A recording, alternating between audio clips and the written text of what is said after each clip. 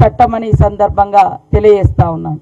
ఉపాధి హామీ చట్టం ద్వారా ఒక పని అనేది అడుక్కుంటే వచ్చేది కాదు, అది హక్కులాగా ఆనాడు యూపీఏ చైర్పర్సన్ సోనియమ్మ గారు, మరి ప్రధానమంత్రి మన్మోహన్ సింగ్ గారు, ఇలా రాజు సార్ లాంటి మేధావులు, అదేవిధంగా మరి చాలా గొప్ప నాయకులు దాదాపుగా 4 సంవత్సరాలు అన్ని రకాలుగా డిస్కషన్ చేసి చట్టం తీసుకొస్తే ఈరోజు జీరాంజీ చట్టానికి 4 రోజులనే పురుడు పోసి 4 ఏళ్లుగా కష్టపడి తీసుకొచ్చినటువంటి మరి మహాత్మా గాంధీ గ్రామీణ ఉపాధి హామీ చట్టాన్ని అత్యంత దారుణంగా చంపేయడం జరిగింది.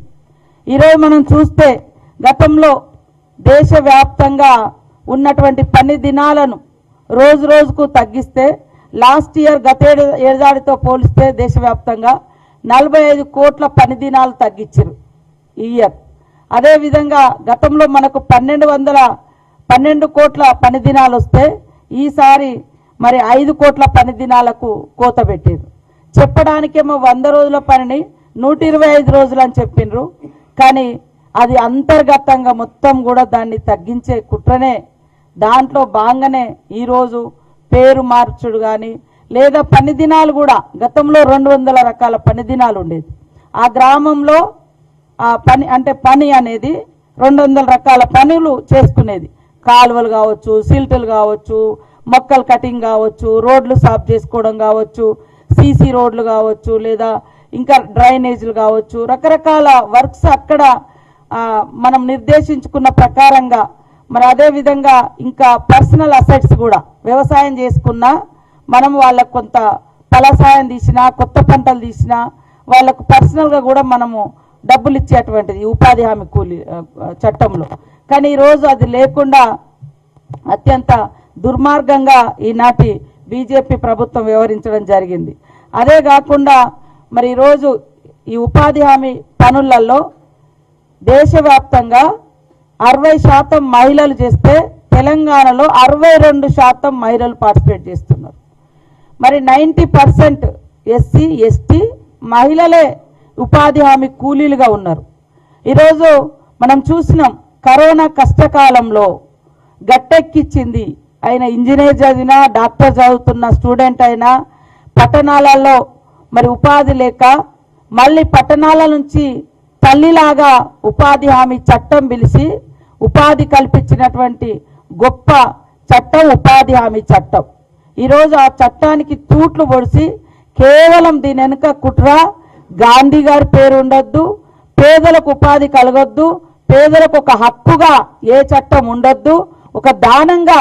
మీకు తెలుసు బీజేపీ ప్రభుత్వం ఎప్పుడు కూడా సబ్సిడీలు ఎత్తేయాలని మాట్లాడుతుంటుంది.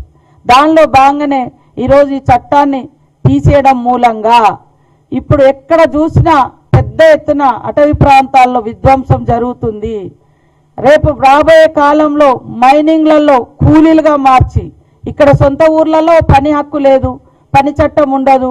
కాబట్టి ఇంకా ఎక్కడికో ఒక కాడికి పోయి బతికేటువంటి దుర్మార్గమైనటువంటి దుష్ట ఆలోచనే ఈరోజు మరి గ్రామీణ ఉపాధి హామీ చట్టాన్ని, గాంధీ గారి పేరు మీద ఉన్న చట్టాన్ని తూట్లు పొడవడము. కాబట్టి దీన్ని మేము తీవ్రంగా ఖండిస్తూ ఉన్నాం. ఖచ్చితంగా ఈరోజు ప్రజల యొక్క జీవన ప్రమాణాలు పెరగడంలో ఉపాధి హామీ చట్టం చాలా కీలకమైనటువంటి పాత్ర పోషిస్తుంది. వాళ్లకు నచ్చిన పని, వాళ్లకు పని కల్పించిన సందర్భాల్లో పని దొరికింది. కానీ ఈరోజు వీళ్ళు తీసుకొచ్చినటువంటి చట్టం మూలంగా భవిష్యత్తులో పేదలకు పని దొరకడం కూడా కష్టమై మళ్ళీ బానిసత్వంలోకి, మళ్ళీ వెట్టి చాకిరిలోకి దింపే అటువంటి కుట్రలో భాగంగానే ఇది చేయడం జరిగింది. నూతనంగా కూడా ఈరోజు సర్పంచెస్ అంతా ప్రమాణ స్వీకారం చేస్తున్నారు.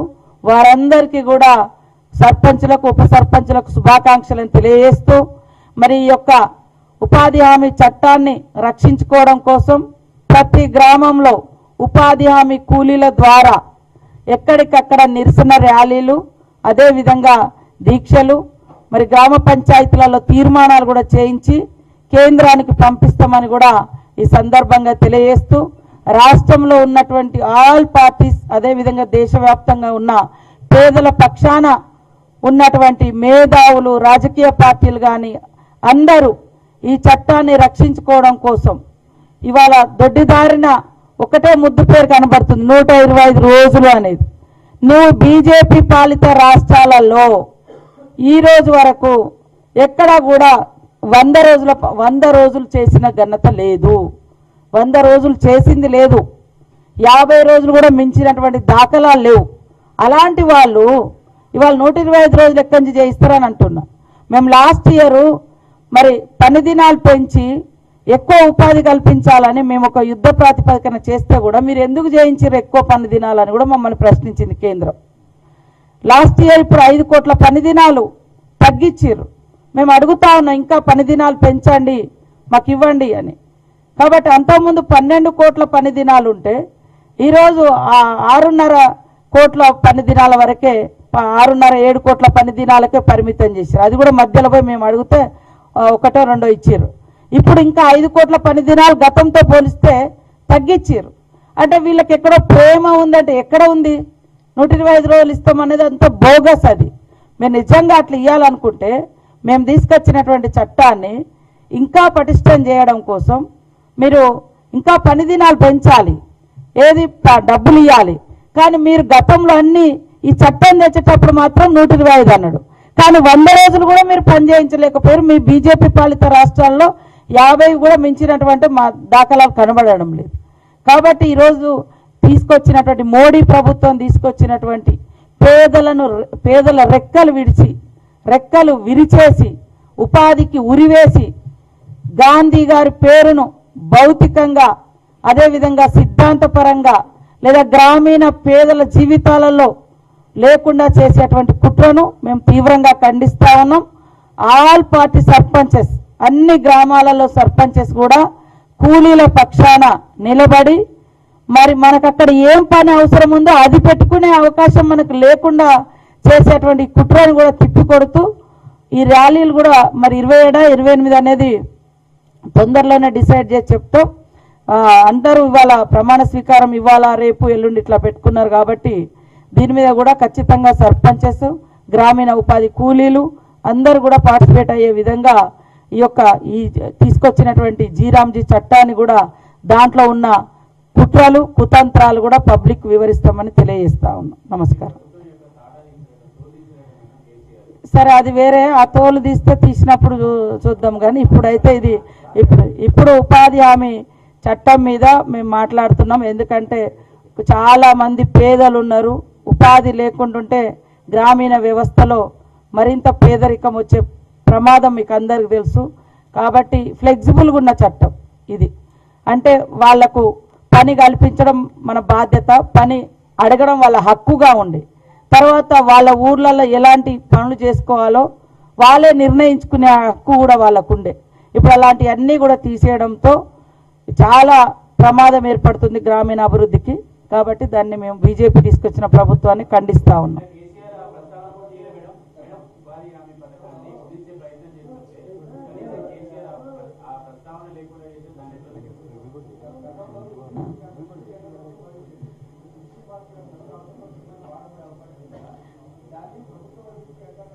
ఇది ఉపాధి హామీ చట్టము కేంద్ర ప్రభుత్వం పరిధిలో వచ్చిన చట్టం.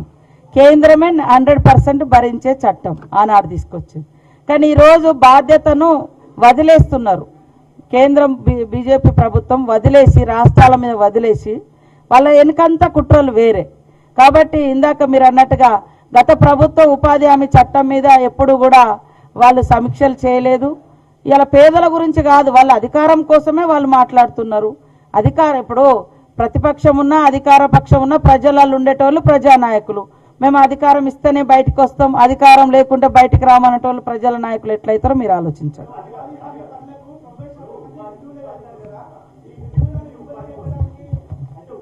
one at a time, please.